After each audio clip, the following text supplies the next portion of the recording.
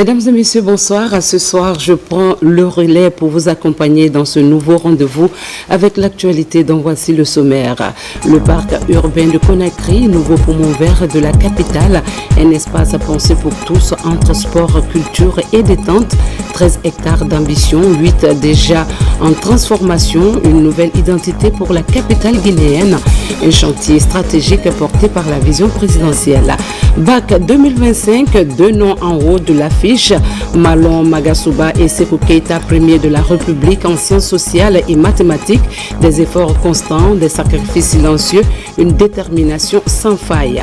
Culture, Obentea, voix d'espoir à embrasser Zérékoré, des pas de danse pour la paix, une scène transformée en pont entre les peuples, un concert mais surtout un message, celui de la paix en Guinée.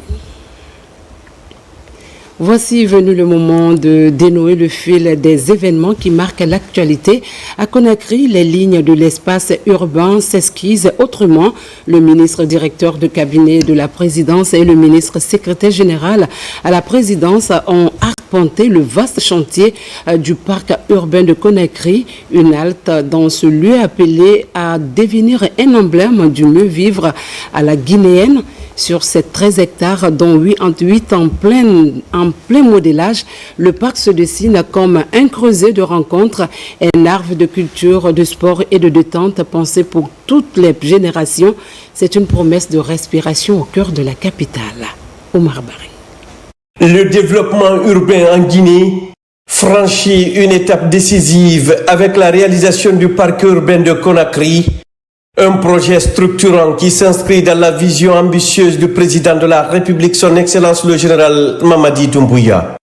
Porté par la dynamique du branding Guinée dans son volet La Guinée fait, ce projet incarne une volonté politique forte de transformer Conakry en une métropole moderne, inclusive et attractive. En visite ce vendredi 18 juillet 2025 sur le site en construction, Djiba Diakité, ministre directeur de cabinet de la présidence de la République et président du comité stratégique de Simandou, a réaffirmé l'engagement de l'État sous le leadership visionnaire de son Excellence le général Mamadi Doumbouya à offrir à la jeunesse guinéenne des espaces de qualité pour le sport, la culture et le bien-être. Il était accompagné du ministre secrétaire général de la présidence, le général Lamara Camara, et de plusieurs membres du gouvernement, dont les ministres Mori Kondé de l'urbanisme et de l'habitat, Moussa Moïse Silla de la culture, du tourisme et de l'artisanat, Bogola Haba de la jeunesse et des sports, ainsi que des conseillers à la présidence et représentants de Rio Tinto et des entreprises impliquées dans le projet comme GPC. Bien plus qu'un espace de détente, le parc urbain de Conakry se veut un véritable vecteur de cohésion sociale et un catalyseur de vivre ensemble. Il répond aux besoins pressants de la jeunesse guinéenne de disposer d'infrastructures modernes, adaptées et accessibles. Pour le ministre Djiba Diakité, ces espaces constituent une priorité pour le chef de l'État, en ce sens qu'ils permettent à la fois l'épanouissement physique et intellectuel, la préservation des cultures locales et l'émergence d'un esprit civique fort. Ça, c'est un beau projet qui délivre une première phase.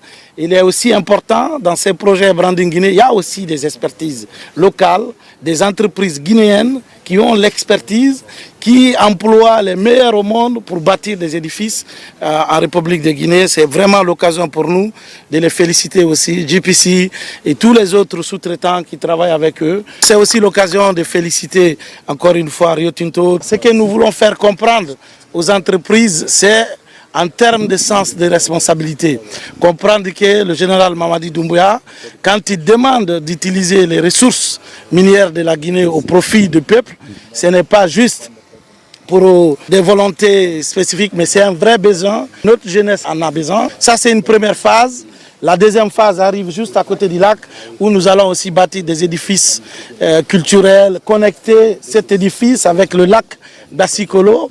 Je rappelle que ce parc est connecté en fait avec Kamaïn Plage. Donc ce n'est pas des édifices que nous sommes en train de bâtir juste au-delà d'une vision. Et tout ceci font partie du cadre du programme Simandou 2040, notamment avec le composant Branding Guinée. Et c'est aussi un exemple pour les autres entreprises qu'au-delà du profit, il y a aussi ce qu'on appelle des responsabilités sociétales et c'est ce que Rio Tinto nous montre aujourd'hui. S'étendant sur 13 hectares, dont 8 en cours d'aménagement dans la première phase, le parc urbain de Conakry est conçu comme un lieu intergénérationnel de loisirs, de culture et de sport.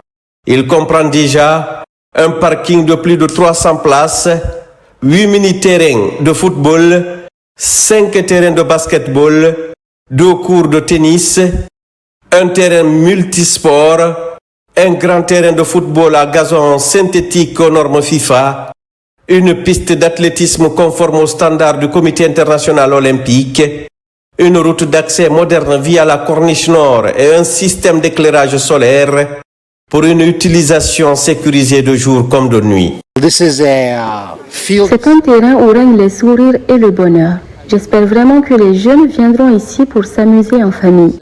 Il a été construit par une entreprise locale, GPC, en partenariat avec Rio Tinto. Ce terrain est certifié au niveau international.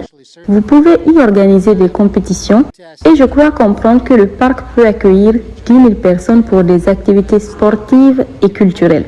J'espère donc sincèrement que les habitants de Conakry et les Guinéens pourront en profiter au cours de l'année à venir.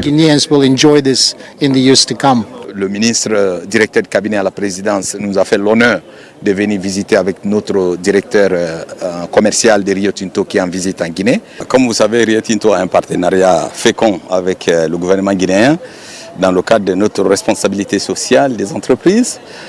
Nous sommes engagés en tant qu'entreprise à offrir, sur la demande du chef de l'État, une infrastructure au service de la communauté des citoyens de Conakry. L'infrastructure que vous voyez derrière moi s'étend sur une superficie de 13 hectares. La première phase est terminée, elle est composée d'infrastructures sportives pour la plupart. Il y a aussi un aspect culturel qui est lié au parc, parce que la deuxième phase va concerner cet aspect-là. Il y aura un espace pour les enfants, un espace culturel qui permettra de faire des projections de cinéma dans le parc. Il va accueillir ce parc par jour plus de 10 000 personnes. On est très content aujourd'hui de pouvoir boucler sur ce terrain qui était marécageux cette première phase avec le gouvernement. Nous n'aurions jamais pu le faire sans le terrain nécessaire. Et celui-ci nous a été fourni par l'État. Si les gens se souviennent de ce qu'était cet endroit, c'était un marécage puis une décharge. C'est donc un formidable partenariat qui a permis de voir ce projet se concrétiser en peu de temps. Le ministre Mori Kondé, quant à lui, a souligné l'importance de la dimension culturelle du projet, notamment à travers les futurs équipements prévus pour valoriser l'artisanat et les traditions guinéennes. Le parc urbain de Conakry est bien plus qu'un espace vert. Il est le symbole tangible d'une Guinée tournée vers l'avenir, une Guinée qui place sa jeunesse, sa culture et son développement durable au cœur de son action publique. Dans cette dynamique, le branding guinéen se matérialise comme un levier stratégique de transformation et de réappropriation de l'image du pays sur la scène régionale et internationale. Le comité stratégique, sur instruction du chef de l'État, le général Mamadi Doumbouya, a initié la construction d'un parc urbain pour mettre à la disposition de la jeunesse de Kaloum, de Conakry et de toute la Guinée entière. Cet espace abritera plusieurs édifices, comme vous le voyez déjà, et qui permettra à notre jeunesse de se hisser au rang des jeunes de la sous-région, mais également de notre continent africain. Dans le cadre de la réalisation de ce projet d'envergure, l'accent est mis sur le respect du contenu local. L'entreprise guinéenne GPC, en charge des travaux dirigée par Amadou Kaba, a garanti le respect des normes internationales de qualité et la valorisation des compétences guinéennes. Une démarche qui témoigne de la volonté des autorités de faire du branding Guinée un des composants du programme Simandou 2040, une politique nationale structurante fondée sur la compétence locale et la fierté nationale. C'est un projet extraordinaire que GPC et ses partenaires ont pu réaliser dans un délai record. C'est un projet fantastique pour la Guinée et pour les Guinéens qui donne le sourire à la jeunesse guinéenne. Nous devons préserver le projet, nous devons prendre soin de ce projet parce que c'est un bijou national. Et c'est pour la Guinée et c'est pour les Guinéens. Un très bon travail collectif avec GPC et Simfer pour livrer la première phase, qui est en fait un terrain de foot homologué FIFA, qui est un des seuls terrains avec gazon artificiel en Guinée, d'après ce que j'ai pu comprendre, qui répond aux normes FIFA. On a une piste d'athlétisme qui correspond aux normes olympiques, et puis des infrastructures qui sont très jolies et qui vont améliorer le cadre de vie pour la population de Conakry. Et surtout pour moi, ce qui est très important, c'est qu'on a travaillé ensemble avec des entreprises guinéennes et on a livré des infrastructures de qualité qui seront pérennes pour les Guinéens. Le parc urbain de Conakry s'intègre dans un plan global d'aménagement présidentiel, incluant 2 autres projets majeurs, le centre récréatif de Bassi-Kolo et le complexe Kamayen Plage. Ces 3 sites constituent un réseau cohérent et complémentaire destiné à faire de Conakry une ville moderne qui allie développement durable, loisirs, sport, culture et attractivité économique. Une belle vitrine du branding en pleine construction. Diplomatie citoyenne à Monrovia, le président du Conseil national de la transition a échangé avec la diaspora guinéenne.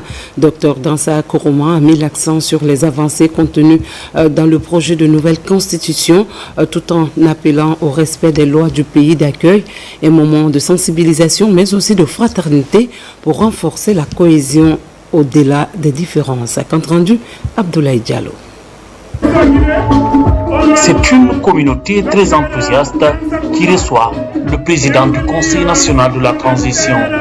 Cette mobilisation est l'expression de son engagement à soutenir les réformes sectorielles et institutionnelles engagées sous la clairvoyance du général Mamadi Doumbouya. Nous constatons le progrès, le changement de ton, de méthode et d'ambition pour le bien commun. Ce sont des signaux encourageants qui renforcent notre espoir et notre volonté d'apporter, nous aussi, notre pierre à l'édifice. Votre présence parmi nous aujourd'hui est un symbole fort de l'attention que vous portez à l'ensemble des Guinéens, y compris ceux de la diaspora engagés pour le développement et la stabilité de notre chère patrie. Depuis l'avènement du CNRD au pouvoir, des initiatives visant à renforcer les liens entre le gouvernement guinéen et sa diaspora, avec un accent particulier sur l'implication des Guinéens établis à l'étranger dans les processus décisionnels, sont mis en place. Votre comportement, votre manière de vous conduire dans la société, la Guinée et les Guinéens seront jugés à travers vos comportements. Ce n'est pas l'ambassadeur, mais vous qui êtes dans les quartiers, vous qui êtes dans les marchés, vous qui êtes dans les champs, vous qui êtes dans le transport ou dans la construction, dans les mosquées et dans les églises. Votre comportement quotidien, c'est ça qui permet d'honorer notre pays, c'est ça qui permet de respecter notre pays. Quelles que soient nos occupations, quel que soit le calendrier, on ne peut pas venir au Libéria sans vous rencontrer, vous serrer la main, vous encourager et partager quelques mots aimables avec vous, les mots du président de la République, parce que vous êtes ses représentants. Respectez les lois du pays. Celui qui vous accueille, même si vous êtes plus intelligent que lui, celui qui vous accueille, vous devez le respecter. Vous devez obéir les lois du pays d'accueil. C'est extrêmement important. L'ambassadeur est à Conakry. Il viendra avec les copies de la Constitution. Il va vous redistribuer. Il va vous expliquer la Constitution. Le CNT a fait son travail. Le 26 juin, nous avons remis la copie de la Constitution au président de la République, après l'avoir écrit pendant presque 2 ans et demi. Nous sommes actuellement occupés, plus occupés qu'avant, parce que nous sommes en train de faire les lois organiques. Il y a 26 lois organiques. Quand vous faites une constitution, si vous ne faites pas les lois organiques, vous n'avez pas fait une constitution. Donc on a 26 à faire. La loi organique la plus difficile, c'est le code électoral. On vient de terminer le code électoral. Ça attend la validation du président. Et ce code électoral, c'est presque 376 articles. La Constitution n'a que 199. Le code électoral a 3 fois. Après ça, la charte des partis politiques. Comment la vie politique sera organisée en Guinée. Après ça, le code des collectivités. Et toutes les institutions qui sont créées et revues doivent avoir une loi qui les correspond. Le président de la République, l'Assemblée nationale, le Sénat, la Commission nationale de développement, etc. Toutes ces institutions-là, pour qu'elles soient mises en place, il faut une loi organique qui les crée. Donc le gouvernement va travailler avec les missions diplomatiques pour venir toucher, en partenariat avec le Conseil des Guinéens, pour vulgariser le projet d'ici le référendum. Et le CNT va accélérer aussi pour que toutes les lois organiques soient faites d'ici le référendum et notre pays va rentrer dans une normalité constitutionnelle. Auparavant, Dr Dansa Kourma et son homologue de la Sierra Leone se sont entretenus avec le président du Parlement du Libéria. Un tête-à-tête qui s'est achevé par la visite des locaux du siège de l'Assemblée nationale de ce pays frère. Et puis instaurer les valeurs républicaines au sein de l'administration dès l'entrée en fonction. C'est dans cette dynamique que la ministre de la promotion féminine, de l'enfance et des personnes vulnérables a procédé à la remise du projet de nouvelle constitution à chaque agent de son département.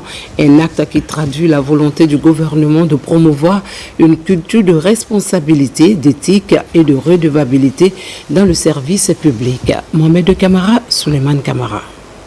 Au ministère de la promotion féminine, de l'enfance et des personnes vulnérables, le point de départ de vulgarisation du projet de nouvelle constitution débute par le contact direct entre Charlotte Daffé et les travailleurs du département.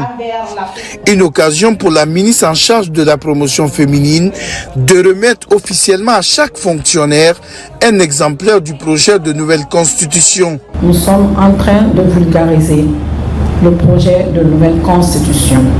C'est pour ça que vous avez sur cette table quelques exemplaires du projet de nouvelle constitution que vous allez tous prendre, lire, identifier là-dedans des points qui sont vraiment sensibles à notre département.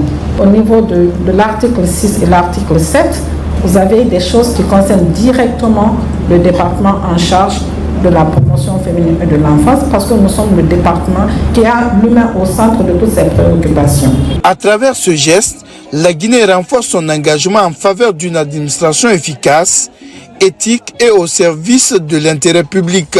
Par exemple, l'article 6 qui parle de la personne humaine, non seulement de sa sacralité, de sa dignité, ainsi de suite, voici des objets ou des domaines dans lesquels nous intervenons. Nos cibles sont prises en compte effectivement dans la nouvelle constitution, donc ça nous réjouit à plus d'un titre. On a l'espoir que la solidarité nationale sera effective. En transmettant ces valeurs avec solennité, le gouvernement trace la voie d'une modernisation exigeante où l'éthique, la performance et l'engagement collectif deviennent des piliers incontournables du service public. Pour ces jeunes recrues, c'est bien plus qu'un document officiel, c'est un pacte moral, une promesse d'excellence au service de la nation. Puisqu'on en parle, à Boké, la campagne de vulgarisation du projet de la nouvelle constitution prend une nouvelle dimension. Autorités régionales, préfectorales et leaders religieux se sont donné rendez-vous à la Maison des Jeunes. Portée par le gouvernement, elle vise à expliquer, y compris dans les langues locales, les grands axes et les bénéfices de la future loi fondamentale afin de mieux rapprocher le texte des populations. Mohamed Kamara, Bakar Junior Kamara. Comme l'exige la tradition, c'est ici au vestibule du patriarche de Kakandé que la délégation gouvernementale a donné le coup d'envoi de la vulgarisation du projet de la nouvelle constitution avant d'être reçue par les populations de Boké à la Maison des Jeunes. Un accueil chaleureux malgré les pluies diluviennes sur Boké ce dimanche. Les autorités régionales et préfectorales ont d'abord relaté les avantages de cette nouvelle constitution avant de demander aux citoyens d'être acteurs de cette vulgarisation afin de faciliter la compréhension du contenu pour toutes les catégories sociales. De la consultation populaire à la présentation de l'avant-projet, le produit fini, après toute analyse, de par sa richesse et de son contenu, a révélé que c'est une constitution qui nous ressemble et qui nous rassemble. Coupler la projection des articles innovants de cette loi fondamentale avec la tradition dans les langues locales et la technique pédagogique qui a permis à la population de Boké de largement comprendre les avantages de cette constitution. La nouvelle constitution explique et trouve solution à certaines de nos difficultés. Également, le projet de la nouvelle constitution garantit un emploi décent et promet le respect de nos lois. Les membres du gouvernement sont satisfaits de la mobilisation et l'adhésion des populations de Kakandé. Nous avons passé en revue les points essentiels qui constituent en grande partie les innovations pour ce projet de nouvelle constitution. C'est un avant-goût, permettre à toutes les couches sociales de comprendre le contenu de la nouvelle constitution qui va être votée très bientôt par référendum. Toutes les préfectures relevant de la région administrative de Boké recevront cette délégation gouvernementale pour la vulgarisation du projet de nouvelle constitution, une loi dont l'esprit fondamental est de promouvoir la justice sociale. Direction Mamou, la ville Carrefour où plusieurs membres du gouvernement séjournent.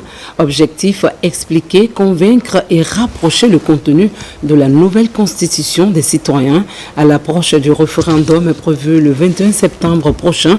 Les échanges s'intensifient sur le terrain. Les émissaires du gouvernement décryptent les innovations et les bénéfices attendus de cette future loi fondamentale. Mounir Bari. Sur instruction du Premier ministre, chef du gouvernement, ministres et secrétaires généraux se déploient à l'intérieur du pays pour échanger directement avec les citoyens. À Mamou, le ministre de l'Enseignement supérieur et celui en charge du secrétariat général du gouvernement mènent des consultations publiques autour des innovations contenues dans le projet de constitution. Cette tournée vise à rapprocher le texte des populations et à encourager chacun à s'en approprier. Pour chacun d'entre nous, dans son secteur, nous avons souligné les innovations apportées, notamment dans l'éducation. La nouvelle constitution consacre l'éducation comme étant un secteur prioritaire et d'ailleurs consacre la gratuité de l'enseignement, que ce soit au niveau de l'école primaire, du secondaire, mais surtout de l'enseignement technique professionnel et de l'enseignement supérieur à tous les niveaux. Cela est à saluer. Et la nouvelle constitution aussi demande à l'État de mettre le budget adéquat pour réaliser un tel objectif. Mais il y a d'autres innovations comme la couverture médicale universelle, la sacralité de la vie humaine, etc. etc. Ce sont des points que nous avons présentés à toutes les parties prenantes à cette rencontre. Des réformes dans tous les domaines, y compris à l'enseignement supérieur, suscitent l'adhésion et répondent aux attentes exprimées sur le terrain. Il y a les innovations qui échappaient pratiquement à nous et aux populations. Donc nous sommes aujourd'hui satisfaits.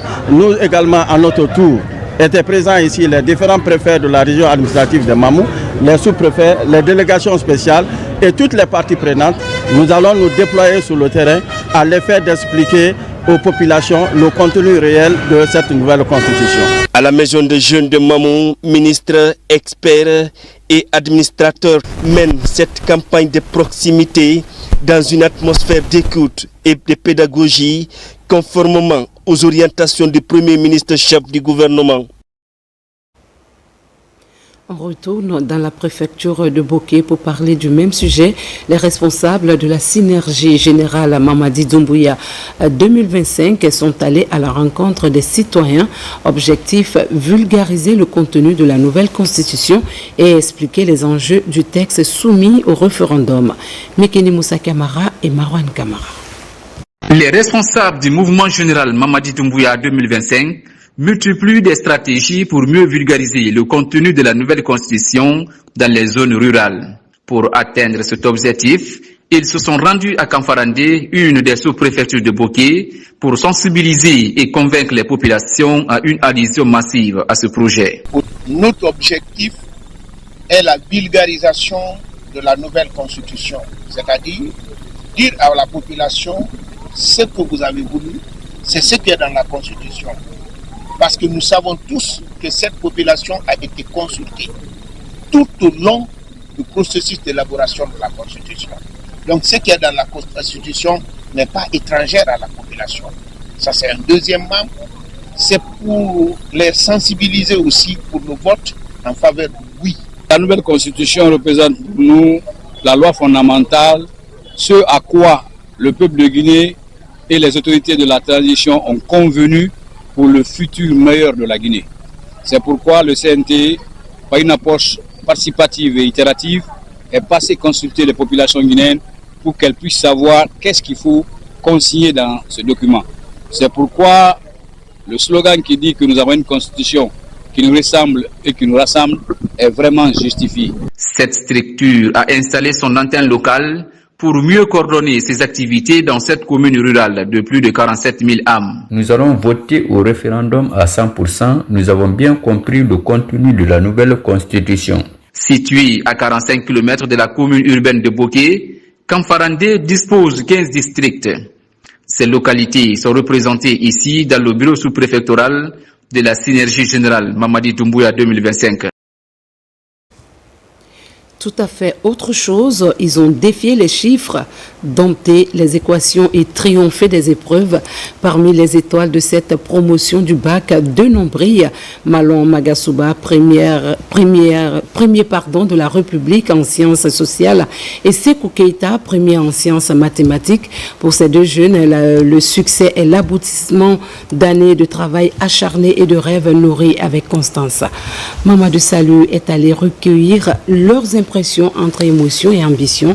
C'est le grand format de ce soir. Depuis hier, il savoure avec modestie son sacre au baccalauréat. Arrivée première de la République en sciences sociales, la jumelle Malo Magasuba honore ainsi une promesse tenue à ses parents il y a juste une année. C'est à partir de la 12e année que j'ai vraiment mis en tête que je voulais être première de la République.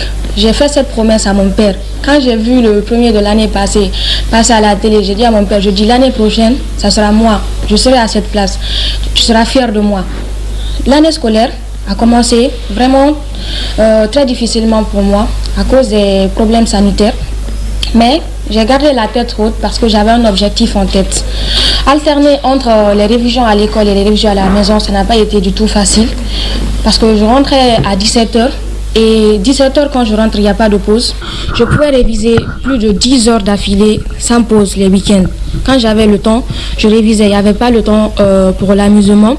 J'avais abandonné tout ce qui était plaisir pour me mettre à la tâche. Fruit d'une année de travail intense, certes, mais le suivi parental a été un atout déterminant pour la lauréate de 19 ans, issue du complexe scolaire Saint-Georges de Symphonia.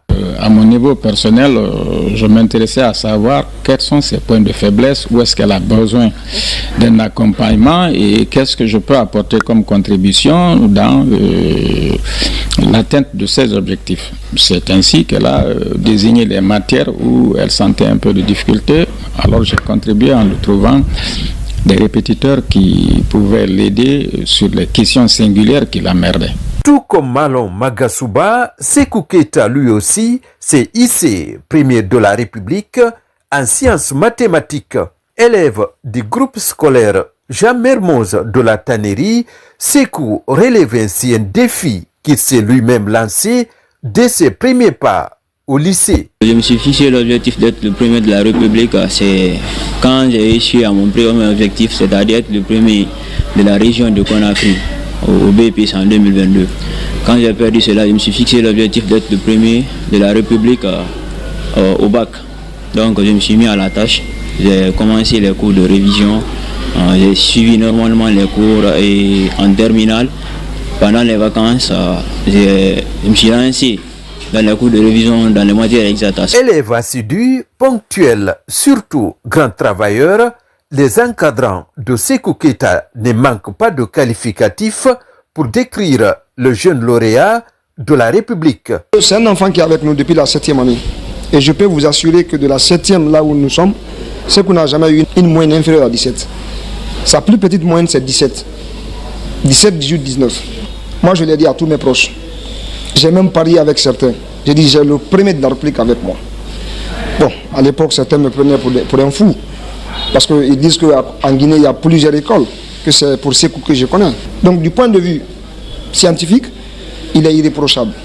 Du point de vue comportement, c'est quelqu'un qui est hors pair. Sékou Keita et Malo Magasuba ont en commun la persévérance et la passion pour les études. En attendant la prochaine rentrée universitaire, les deux champions célèbrent leur succès avec les parents, les encadrants et les amis. Félicitations donc à Malo Magasuba, première en sciences sociales, et Sékou Keita, premier en sciences en mathématiques. La République de Guinée et le programme des Nations Unies pour le développement renforcent leur partenariat à travers la revue annuelle du programme de coopération pays 2024-2028. Ce cadre stratégique s'inscrit dans la dynamique du programme de référence intérimaire en soutenant les priorités nationales de développement, un exercice de gouvernance responsable illustrant engagement en faveur de la transparence et du devoir de redevabilité envers les citoyens. Le point avec Tabansila. C'est une revue qui s'inscrit dans la logique de redevabilité au cœur des standards internationaux de la coopération moderne.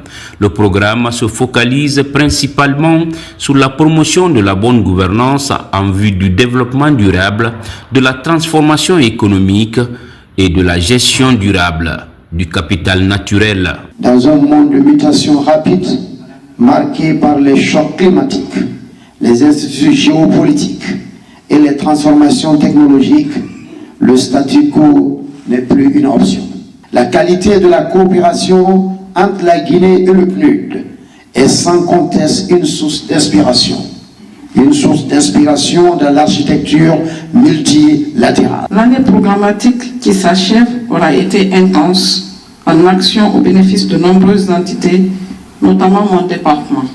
Les effets fixés à l'horizon 2028 par ce cadre de collaboration visent la participation et l'accès des femmes et des personnes vulnérables à la croissance économique soutenue par une économie diversifiée, inclusive, équitable, durable et génératrice d'emplois décents. En 2024, une vingtaine de projets ont été mis en œuvre pour l'opérationnalisation du programme de coopération pays dans plusieurs localités des régions du pays. Grâce à cette synergie entre acteurs, nous pouvons à date citer quelques réalisations. Je peux citer le renforcement des capacités des magistrats et auxiliaires de justice au tribunal de première instance de Dixil, l'équipement en matériel de production, de transformation en faveur de 50 groupements et PME dirigés par des femmes et des jeunes. Les échanges seront assortis de décisions et de recommandations pour améliorer l'efficacité de la mise en œuvre des projets. D'ici à la fin de 2028, les populations, en particulier les femmes et les jeunes, devront pouvoir exercer leurs droits dans un environnement pacifique et participer aux prises de décisions qui affectent leur bien-être. Décentralisation, une nouvelle instance de pilotage installée à Kindia, dans la capitale des agrumes, s'est tenue l'installation du comité régional de mise en œuvre des chemins d'aménagement et de développement, une structure technique chargée de mieux encadrer les dynamiques locales et de soutenir de manière ciblée les initiatives de terrain. Des précisions avec Yaya Silla. Le comité de mise en œuvre de schémas d'aménagement et de développement de la Basse-Guinée est officiellement installé.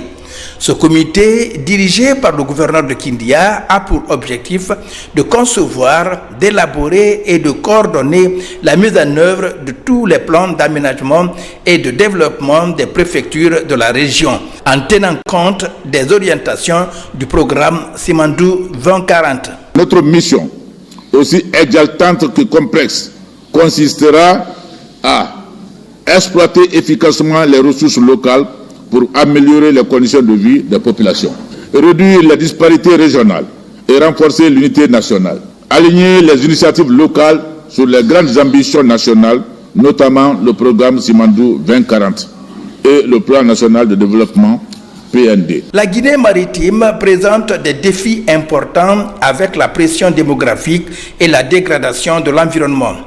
Le ministère du Plan s'appuie désormais sur ce comité technique pour offrir et veiller à l'application des schémas d'aménagement adéquats dans cette région naturelle. Votre mission consistera à effectuer une analyse territoriale approfondie, proposer des orientations claires pour la gestion des territoires côtiers, des zones économiques spéciales, des bassins agricoles et des corridors logistiques.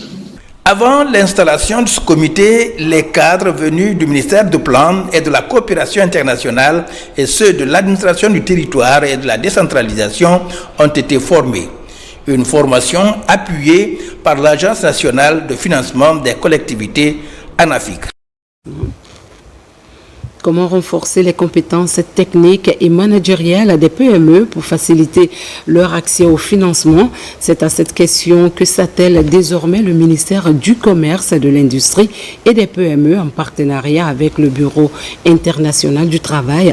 À Conakry, une trentaine de petites et moyennes entreprises viennent d'être formées sur la structuration d'idées d'affaires et les premières étapes de création d'entreprises. Reportage Abdul Karim Kamara.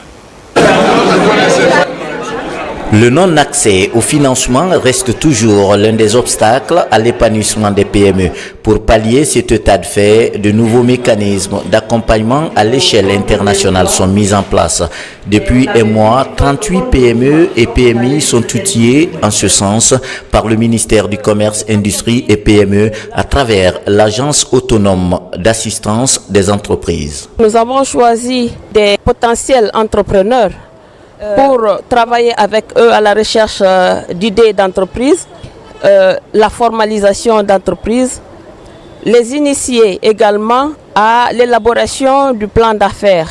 Quand on porte soi-même ses idées et comment on compte gérer son entreprise, ça rassure celui qui accompagne, c'est-à-dire le partenaire financier. Cette consolidation des compétences techniques et managériales porte sur les modules TRI, qui veut dire trouver votre idée d'entreprise, et le créer, entendez créer votre entreprise. Concepteur de ces nouveaux mécanismes, le Bureau international du travail appelle cela gestion maîtrisée pour les créateurs et gestionnaires des micro et petites et moyennes entreprises. Une formation vraiment qui me tenait à cœur parce que je voulais savoir comment faire un plan d'affaires. Le contenu a vraiment répondu à nos attentes. C'est des documents qui viennent du BIT. On a bénéficié de pas mal d'outils. Le ministère, comme toujours, ambitionne de renforcer les capacités, les habilitations des micro, petites et moyennes entreprises en leur donnant les qualifications qu'il faut, mais en créant des passerelles pour qu'elles puissent bénéficier des différentes opportunités qu'offre notre beau pays, pour que ces PME contribuent davantage à l'économie nationale, pour qu'elles puissent jouer un rôle de premier plan dans le développement socio-économique de notre pays. L'Agence autonome d'assistance aux entreprises compte jouer aussi le rôle de mise en relation entre ces entreprises et les banques, qui sera une suite logique de ce programme du BIT présent dans plus de 95 pays.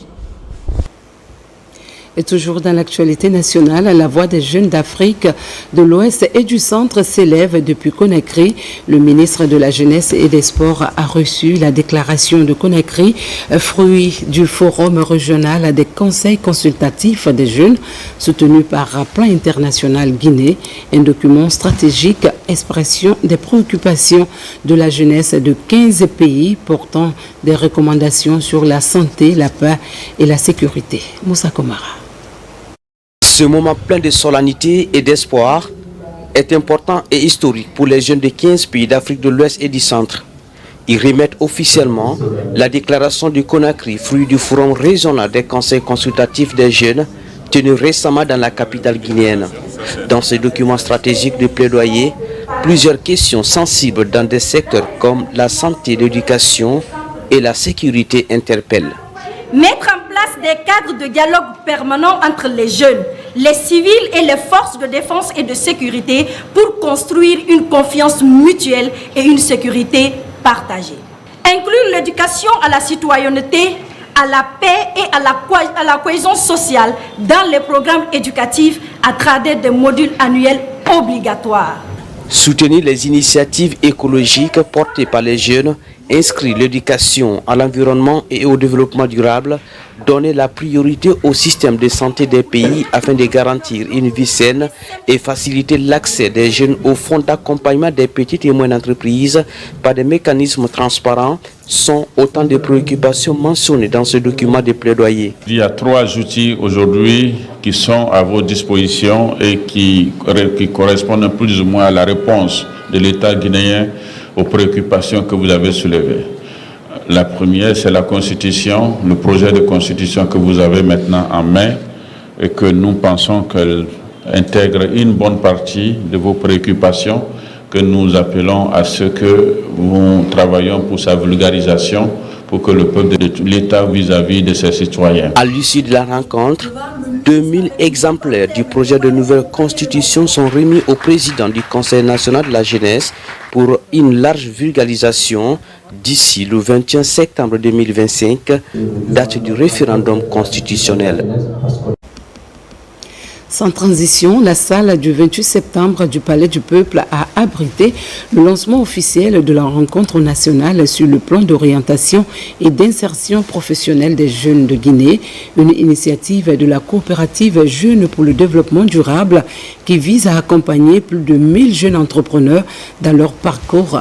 Présent à la cérémonie, le ministre de la Jeunesse et des Sports a salué l'engagement de cette jeunesse consciente de son avenir. Compte rendu, Sekoussouma Salifou Sila. Plusieurs thématiques autour de la planification et de l'orientation des jeunes pour bâtir une Guinée nouvelle ont été abordées lors de cette rencontre nationale.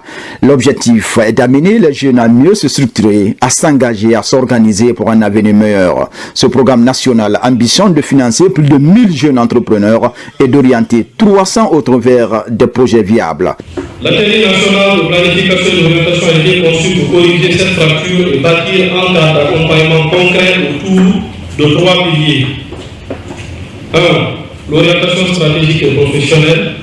2. La planification de parcours.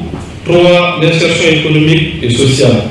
Étudiants, porteurs de projets, jeunes employés ou entrepreneurs, tous saisissent cette opportunité pour renforcer leurs capacités, structurer leur ambition. Aujourd'hui, la Guinée a besoin de tous ses fils, notamment de sa jeunesse, pour qu'elle soit informée, éduquée et préparée au monde du travail. Je me réjouis de l'autre côté du fait que ça soit porté par un jeune qui a décidé de prendre une partie de son temps, de son réseau, surtout de ses moyens, pour mettre à la disposition de la jeunesse guinéenne, histoire de dire à la jeunesse qu'il faut qu'on se soutienne, il faut qu'on s'accompagne, il faut vraiment qu'on puisse s'inspirer nous-mêmes. Cette rencontre se veut un cadre d'échange constructif, favorisant l'adoption de bonnes pratiques entrepreneuriales. Elle s'inscrit dans la dynamique du programme entrepreneurial du projet Simandou 2040. Le secteur privé a décidé d'assumer pleinement ce rôle d'emploi des jeunes, d'insertion des jeunes, et ils étaient avec nous dans les communes, ils sont avec le ministère, ils seront avec évidemment ces organisations privées, ces ONG privées, pour pouvoir, parce que ce sont eux qui sont les réservoirs pour pouvoir absorber.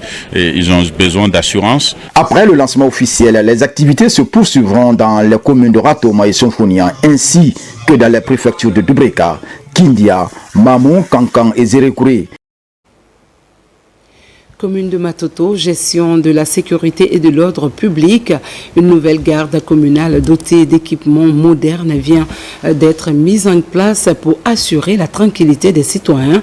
Composée de 40 jeunes, cette brigade veillera sur la salubrité des rues et autres espaces publics.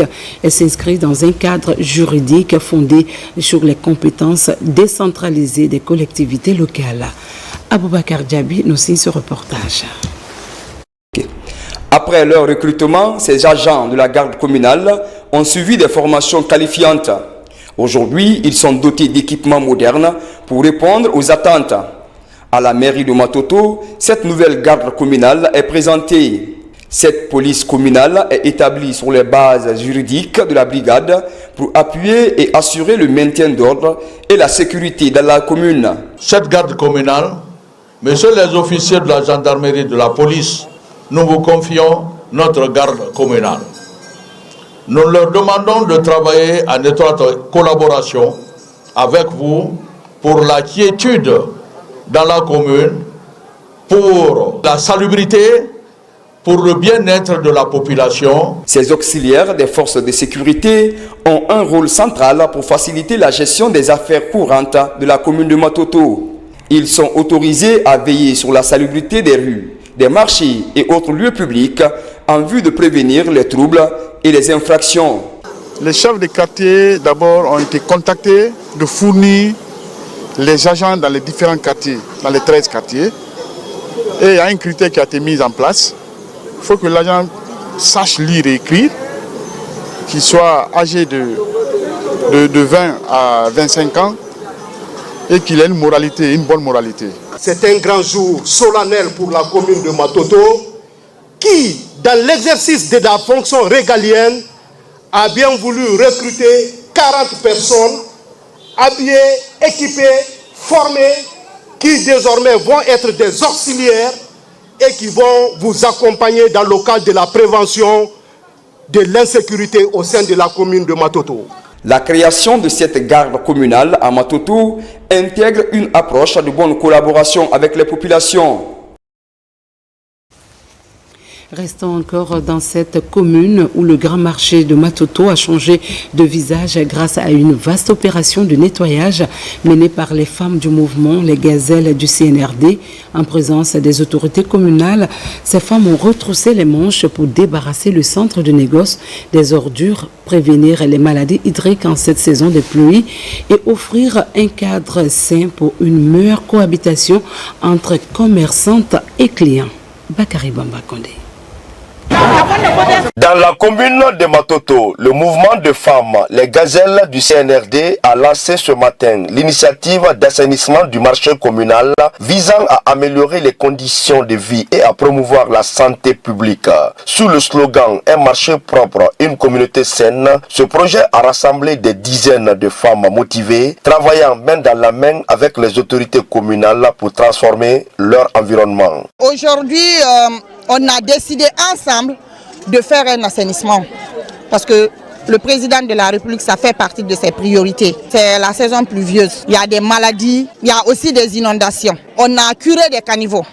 La mairie nous a mis à disposition les camions et les machines. Le gouvernement aussi nous a accompagnés. Les femmes ont nettoyé les allées du marché, enlevant les déchets et en sensibilisant les commerçants et les clients à l'importance de maintenir un environnement sain. On a fait des années, le marché de Matoto n'a pas été propre comme aujourd'hui. Nous remercions notre marraine. C'est l'union qui fait la force. Si vous vous unissiez, vous pouvez faire quelque chose. Nous sollicitons le soutien du gouvernement. Que ce soit le marché ou à l'intérieur des quartiers, si on est décidé, nous avons l'esprit du nettoyage, l'esprit de la propreté, nous arriverons. Parce qu'il faut la volonté. S'il n'y a pas la volonté, on n'arrivera pas. S'il n'y a pas l'esprit, on n'arrivera pas. Grâce à la collaboration avec les autorités communales, ce coup de balai des femmes ne se limite pas seulement à un nettoyage physique, mais incarne également une prise de conscience collective sur l'importance de l'hygiène et la propreté dans la capitale.